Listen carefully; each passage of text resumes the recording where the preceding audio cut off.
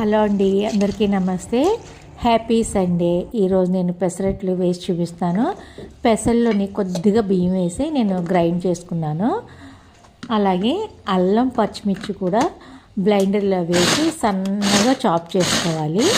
ఈ బ్లెండర్ నేను అమెజాన్లో తీసుకుని నేను 2 years అయింది. చాలా బాగా పనిచేస్తుంది ఇది. దీని ప్రైస్ వచ్చి నాకు 1000 పడింది. కానీ చాలా యూజ్ఫుల్గా ఉంది. చాలా సన్నగా చాప్ అవుతాయి. ఇగో ఆనియన్స్, అలాగే మనం అల్లం పచ్చిమిర్చి కూడా వేసుకొని ఇందులో 1 టీ స్పూన్ నేను జీలకర్ర వేసి కలుపుతున్నాను. ఇది పెసరట్ల మీద వేస్తాం కదా, అందుకోసమని ఇలాగా సన్నగా చాప్ చేసి పెట్టుకున్నాను.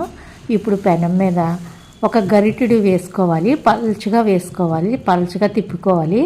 ఎందుకంటే రెండో పక్క మనం కాల్చం కాబట్టి ఒక పక్కనే కాల్చాలి. అందుకని సన్నగా వేసుకోవాలి.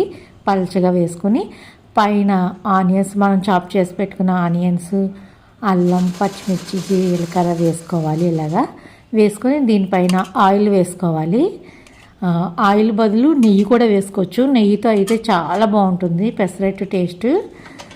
ఒక పెసరట్టు అయినా నేతితో వేసుకుని తినండి.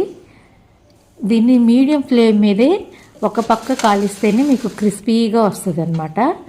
రెడీ అయిపోయింది పెసరట్టు. చాలా టేస్టీగా ఉంటుంది. సండే మనం కొంచెం హెవీగా తింటాం కదా, పెసరట్టు అయితే చాలా బాగుంటుంది.